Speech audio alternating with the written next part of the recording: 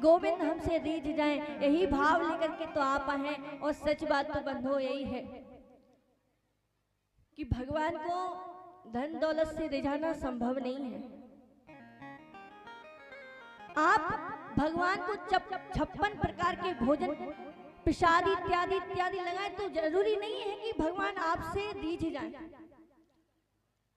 क्योंकि बड़े बड़े सेठ, बड़े बड़े पैसे वाले लोग भगवान को 56 प्रकार के भोग लगाते हैं। लेकिन क्या कभी भगवान से पूछा है कि प्रभु आपको 56 प्रकार के भोग लगे तो हैं, क्या आपने पाए हैं? भगवान कहते हैं कि नहीं नहीं भैया, यदि अभिमान से ये 56 प्रकार के भोग लगाओगे तो आप लगाओगे तो, लेकिन मैं पाऊंगा नहीं। अरे मैं तो 56 प्रकार के भोजनों का भूखा नहीं हूँ। कई लोग तो भैया लगाते हैं, एक बार वो गाते हैं पूरी दुनिया में। अरे मालूम है हमने तो ये लगाया था, कल हमारा ही तो प्रसाद लगा था, मालूम नहीं है तुमको? लेकिन प्रभु कहते हैं कि तूने तो लगाया लेकिन मैंने पाया नहीं है। भैया मुझे तो वो प्रसाद पसंद है, मुझे तो वही प्रसाद भाता है जो बिल्कुल भाव से मुझे खिला दे, जो भाव से मुझे खिला दे। जैसे हमारे राम जी सबरी मैया के बेर खाने के लिए गए थे। सबरी मैया ने कोई 56 प्रकार के भोजन नहीं बनाए थे। क्या थे? बोले बेर, वो भी कैसे बेर? बोले चख करके रखती थी कि कहीं ऐसा ना हो कि भगवान को खट्टी लग जाए, कहीं ऐसा ना हो कि एक बेर खराब निकल जाए, तो चख चख के रखती थी कि मेरे प्रभु को कष्ट ना हो। और राहों पे पुष्प बिछाती थी कि मेरे प्रभु को कोई कांटा ना लग जाए। तो भाव ऐसा होना चाहिए, भाव अभिमान का ना हो, भक्त का भाव तो बिल्कुल शरणागत हो कि प्रभु मैं जैसा भी हूं बस आपका ही हूं। यदि ये भाव लेकर के चलोगे, आज आप सबके हृदय में ये भाव मुझे दिख रहा है, सबके मन में यही भाव है कि कब शाम हो, कब बिहारी जी हमारे पास आए। और महाराज याद रखना, यदि आप बुलाओगे ना तो बिहारी जी जरूर आएंगे, जरूर आएंगे। और महाराज कहते हैं ना कि कैसा भी पापी हो, कैसा भी अकामी हो, लेकिन एक बार भगवान की शरण में आ जाए तो भगवान उसे अपना लेते हैं। कल आप सबने सुना था ना अजामिल जी की कथा कि कोई नारायण भगवान को नहीं बुलाया था, अजामिल ने किसे बुलाया था? बोले बेटे को बुलाया था। लेकिन भगवान ने क्या किया? बोले बुलाया तो बेटे नारायण को था, लेकिन साक्षात भगवान ने अपने पार्षद भेज दिए। भगवान कहते हैं कि बस मुझे कोई एक बार बुला ले, एक बार बस मुझे कोई बुलाए, चाहे वो हंसते बुलाए, चाहे वो रोते बुलाए, चाहे वो गाते बुलाए, बस एक बार बुला ले, बस एक बार बुला ले। और बंधुओं बड़ा ही दिव्य प्रसंग था। आगे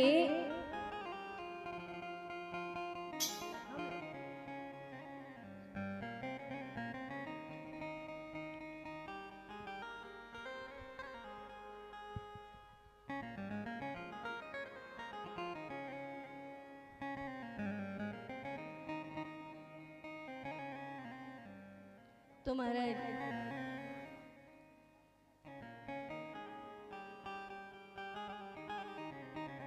आगे अजामिल ने अपना जीवन केवल भगवान का भजन करते ही निकाला और भगवान ने उनको मुक्ति भी दी।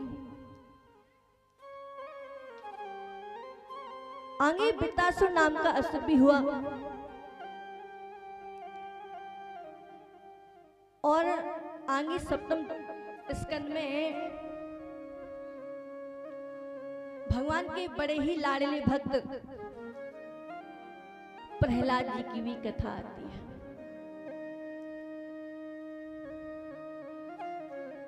हिरण्यकशिपु और हिरण्याक्ष दो भाई थे। आपने कथा में सुनाई था कि हिरण्याक्ष का वध भगवान के द्वारा हुआ था, भगवान के द्वारा। तो हिरण्यकशिपु को यही भगवान से बैठ था कि इनने मेरे भाई को मारा है, इस नारायण ने मेरे भाई को मारा है, और अब मैं भी प्रतिज्ञा करता हूं कि मैं इस नारायण को मारूंगा, मैं इस नारायण को मारूंगा। लेकिन मारू तो मारू कैसे?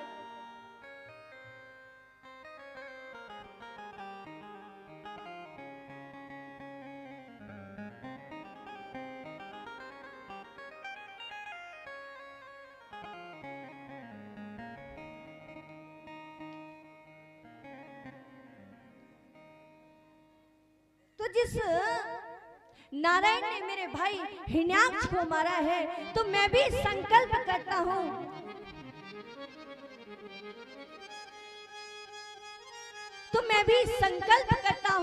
कि मैं भी इस नारायण को छोड़ूंगा नहीं। इसने मेरे भाई हिरण्याक्ष का वध किया, लेकिन भैया भगवान से लड़े तो लड़े कौन? ऐसी किसकी हिम्मत हो सकती है जो भगवान से लड़े? क्या किया? बोले ब्रह्मा जी का तप किया, ब्रह्मा जी का तप किया। और कैसा तप? बोले 1 साल नहीं, 2 साल नहीं, ब्रह्मा जी का हिरण्यकशिपु ने 10,000 वर्ष तक तप किया, 10,000 वर्ष तक। और जब उस हिरण्यकशिपु के तप से भगवान प्रसन्न हो गए, जब ब्रह्मा जी प्रसन्न हो गए, तो ब्रह्मा जी ने आकर के हिरण्यकशिपु को दर्शन दिए। और महाराज जब हिरण्यकशिपु को दर्शन दिए, तो दर्शन देकर के कहा कि हिरण्यकशिपु तेरी जो भी इच्छा हो वो मांग ले। क्यों? क्योंकि तूने अत्याधिक तप किया है मेरा, अत्याधिक। ऐसा तप तो कोई ही कर सकता है। तूने 10,000 वर्ष तक तप किया है, तू मुझसे कुछ मांग ले। अब भैया हिरण्यकशिपु भी बड़ा चालाक, बोले जब आ ही गए हो तो फिर ढंग से ही मांगो, क्योंकि भक्त भी बड़े चालाक होते हैं। बोले भगवान से मांगने में कसर नहीं छोड़ते। तो भैया जब ब्रह्मा जी आए हैं, तो हिरण्यकशिपु ने अनेक वरदान मांगा। कैसे वरदान? बोले ना मैं दिन में मरूं, ना रात में मरूं, ना मैं मनुष्य से मरूं, ना मैं पशु से मरूं, ना मैं अंदर मरूं, ना मैं बाहर मरूं। और महाराज साल भर में जितने महीने होते हैं, उन महीनों में से एक से भी ना मरूं, एक भी महीने में ना मरूं। महाराज बड़े बड़े वरदान मांगे, ना अस्त्र से मरूं, ना शस्त्र से मरूं, बड़े बड़े वरदान मांगे। अब ब्रह्मा जी एवं मस्तु कह के तो चले गए। महाराज बड़ी समस्या हो गई। जब हिरण्यकशिपु को वरदान प्राप्त हुआ, तो महाराज हिरण्यकशिपु ने हाहाकार मचा दिया। ऐसी हाहाकार मचे, बोले देवताओं को भी परास्त कर दिया। अग्नि, वरुण इत्यादि देवता तो घर में चाकरी कर रहे हैं, कोई हिरण्यकशिपु से जीत ही ना पाए। लेकिन मालूम है